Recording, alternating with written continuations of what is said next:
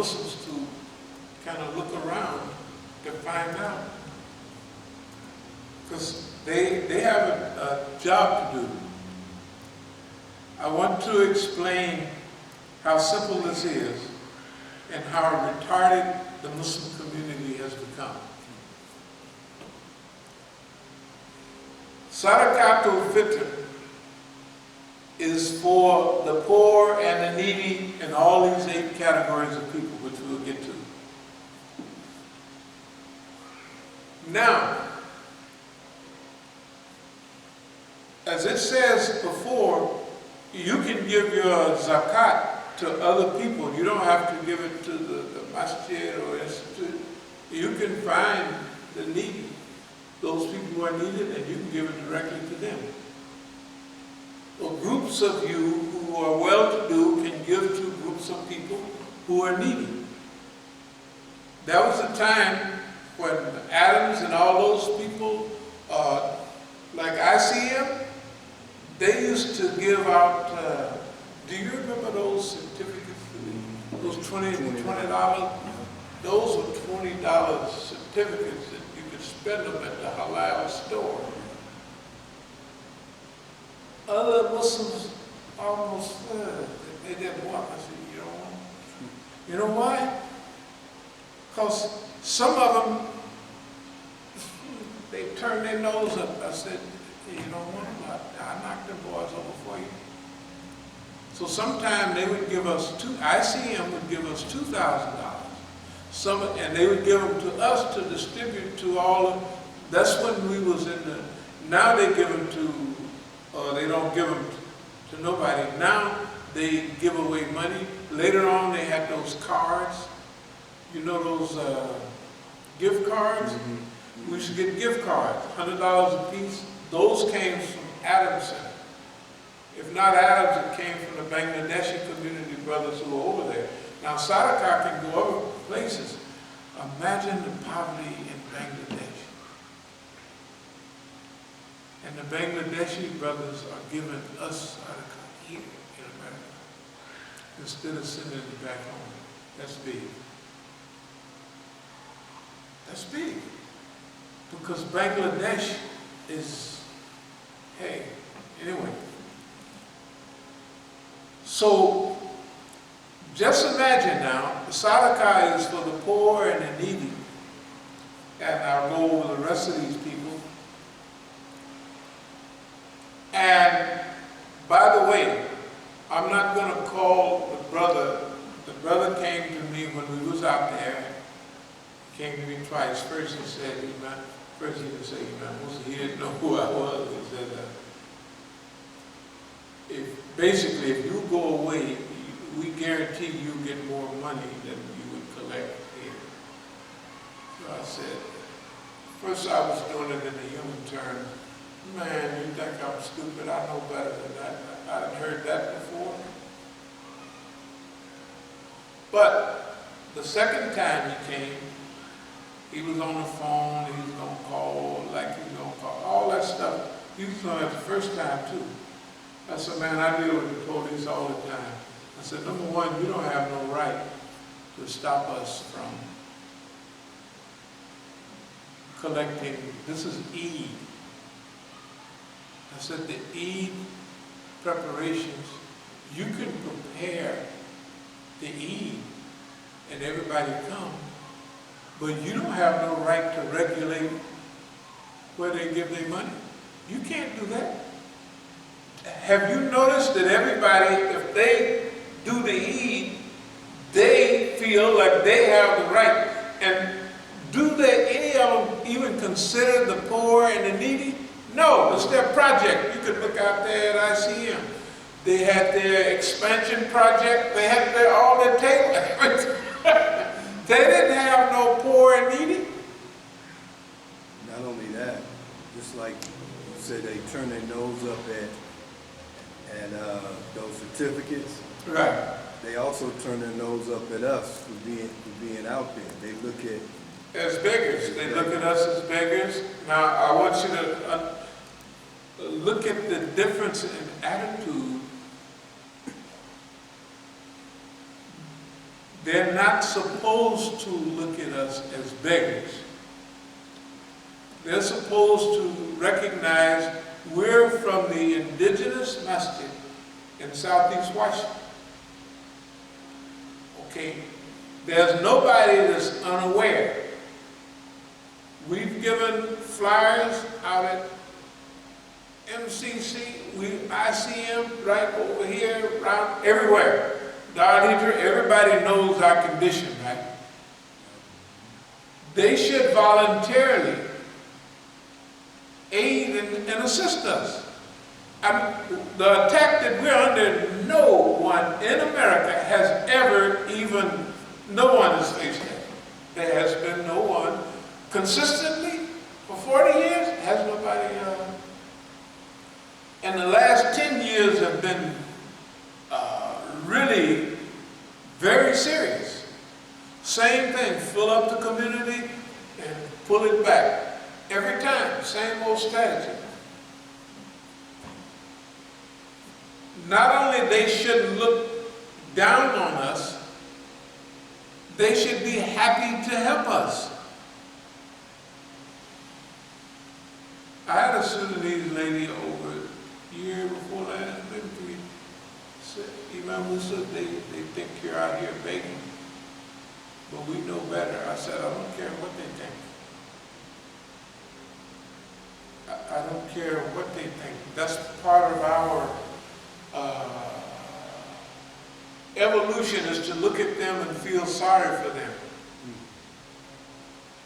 Because they didn't miss the boat. Think about it. They didn't miss the boat. It says who charity's for. We just got started. They got a program to prevent us from taking boxes out there and, okay, we're going to deal with them in a legal way. We're not going to play with them anymore. I'm not calling the guy and reminding him. I called him once the other day to remind him that he had said it don't make no difference. I'm not calling him anymore, nor do I even want to call him, and if he happens to send something, that's good for him. But our organized Eids are going to be, we're going to pass out flyers before the Eid that says what, the stuff like this. Right. We'll paste stuff together. We did it before, but it wasn't sophisticated. What is the purpose of Eid?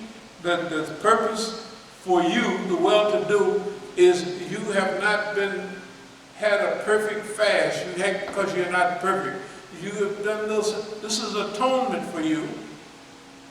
This is an escape hatch for you if you have the right attitude. And for us, whose only crime is kind of like poverty,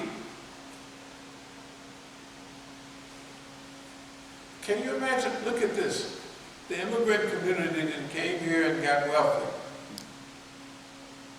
and they're turning their nose up at us, who've been here all along. Can you realize how, excuse me, I'm not going to say it, how backwards that is? I want you to, according to what we read, imagine the spirit of Islam. What spirit of Islam do they have in there when they're preventing the poor, the needy, and we're not just poor and needy, we're the target of the United States government, and everybody knows it. Every community in this region, they know specifically we are the target of the United States government. Khalas. That's just what's happening. That's the rain. And this serious targeting, we're not no petty targets. We're not someone,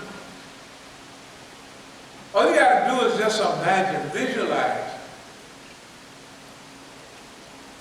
If you're attacked in November in California in the Masjid, and the president, the ex-president of Iran, who they hate, puts you on their tweet, whatever they call it, social media, period. It was on there. Y'all, anybody see it? Yeah. Okay. Now, what the hell does that mean? Then you're at the hospital, you can't hardly think. They gave you the first stages of medicine. Start to put you under, but then you get your last phone call. And the brother translates.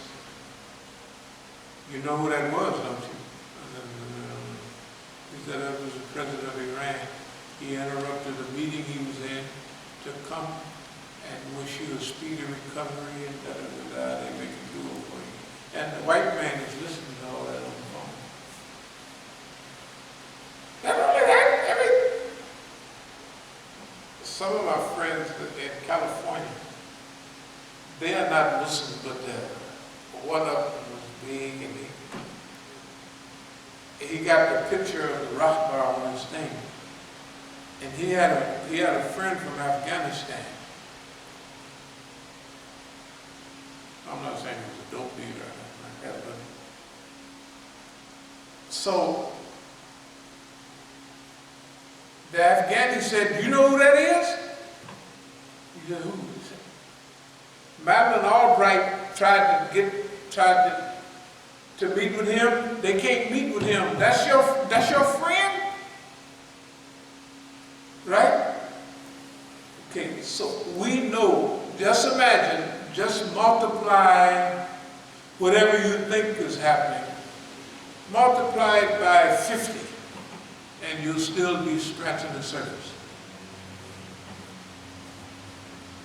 Imagine we go out to raise funds, right? And everywhere we go, they got an attitude about it.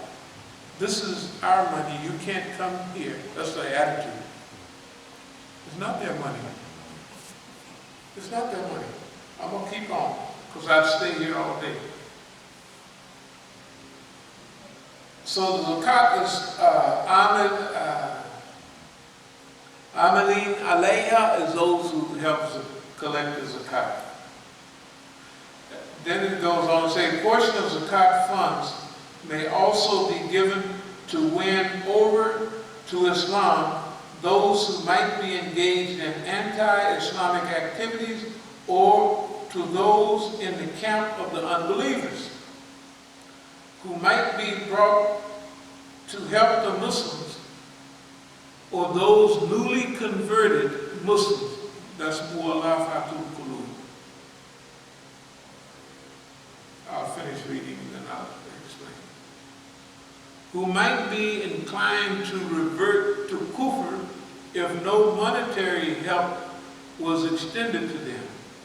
It is permissible to award pensions to them or give them lump sums of money to make them helpers of Islam or submissive to it, or at least to render them into harmless enemies. You're basically paying off. I'll go with it. A portion of the spoils and other income may be spent on them if need be, also a portion of zakat funds. In such cases, the condition of being needy or indigent or on a journey is also weighed. Nay, they might even be rich people or chiefs who are otherwise not eligible for anything from zakat fund. You can pay people off. There's several classes of people. The innocent people are Ul-Fitr. They just became Muslim, and they may be living with their family, and they eat a lot of pork in the house, and you become Muslim. They almost may want to put you out. You may be young. They may want to put you out. We have all that kind of stuff. They may have dogs in the house, and you don't want anything. You have just, your heart has just been reconciled, and you have came to Islam. They can receive zakat. they can receive zakat and they can receive Sadaqat Ul-Fitr. Okay, also, in the beginning of Islam, some of the people are materialistic, right? So you have some extra money. To keep them from fighting against you, you give them some money. Oh, we help you out a little bit. You prevent them from fighting against Islam, and you neutralize them. It says you make them harmless enemies. You know where they're coming from. You're not fooled by, oh, we're just going to be up tonight. Yeah, you know where they're coming from. But at that time, you want to prevent them from fighting against you. You got everybody you're fighting against. The whole world is fighting against you. In the old days when Iran was fighting the whole Arab world, Syria was the only one that didn't fight against them. That don't mean Syria was just a lovey-dovey. You don't know what they was extracting from Iran or whatever. Okay. But they was helping too. They allowed people to go through Syria, go to Lebanon. You got to remember, Lebanon before World War I used to be Syria. Used to be a part of Syria. They cut a piece off and called it Lebanon. The British cut a piece off and gave it to France. So, Mu'alafatul Qulub would be to prevent people from fighting against you. Now, there's some arguments about this because during the time of Umar, some of the people said, he said, no, I ain't giving y'all nothing. That time is past. So Umar said, that's when we was weak. Now there's others that have various conditions. They say there's a Shafi position, a Hanafi position, but that place exists and it's in the Quran. Therefore, it's always a safarida. Umar don't have a right to say, well, he can say, no, we ain't going to give you that for now. But if any time the need arises, they can give to people. The time came when they said, no, we're strong, we're kicking behind, we're in the pocket. Okay, so he can suspend it for, we don't need to pay people. But it may come a time when you may have to pay people again. You know, that's still open. Now,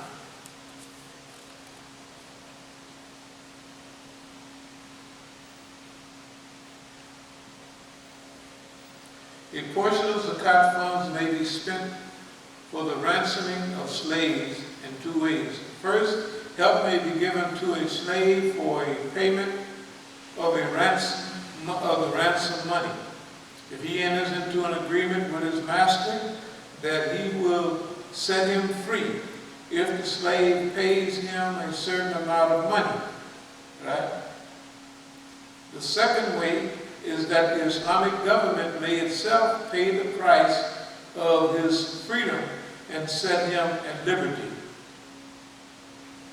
There is a consensus of opinion about the first way, but there is difference of opinion about the second way. It goes on to say, help may be given out of zakat funds for such debtors as would be reduced to a state of poverty if they paid off all their debts out of their own possession, irrespective of the fact whether they are earning any money or not, whether they are indigent or in a general sense or well off. According to some jurists, the only exceptions to this are those debtors who are spendthrift. They just waste money.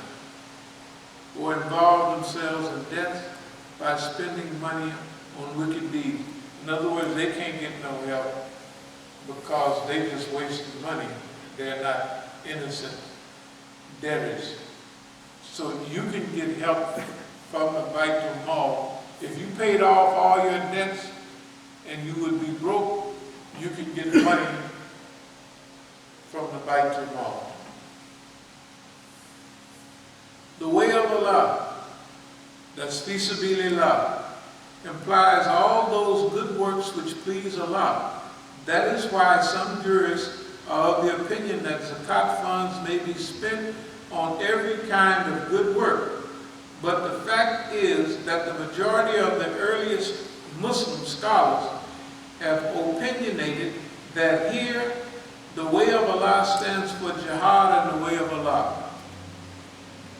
That is the struggle to eradicate the system based on kufr and to establish the Islamic system in their stead. Therefore, zakat fund may be utilized to meet the expenses of the journey the people make for the procuring means for jihad, irrespective of the fact whether they are so well off or not as to need any help for personal requirements. Likewise, help of a temporary or permanent nature may also be given to those people who devote the whole of their time and energies temporarily or permanently for this work. So that work, the way of Allah, fi sabilillah, can be for jihad. It can be all for all Islamic work, all good Islamic works.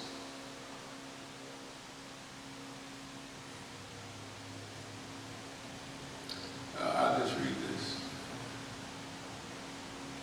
Jihad applies to all those efforts that are made to degrade the word of kufr and to exalt the word of Allah, to be established and to establish the Islamic system of life, whether by propagating the message of Allah in the initial stage or by fighting in the final stage of struggle. Okay, I'm going to... Here we got the general classifications of first, Fuqara are the poor and the needy. We talked about them. Masakin are the needy and the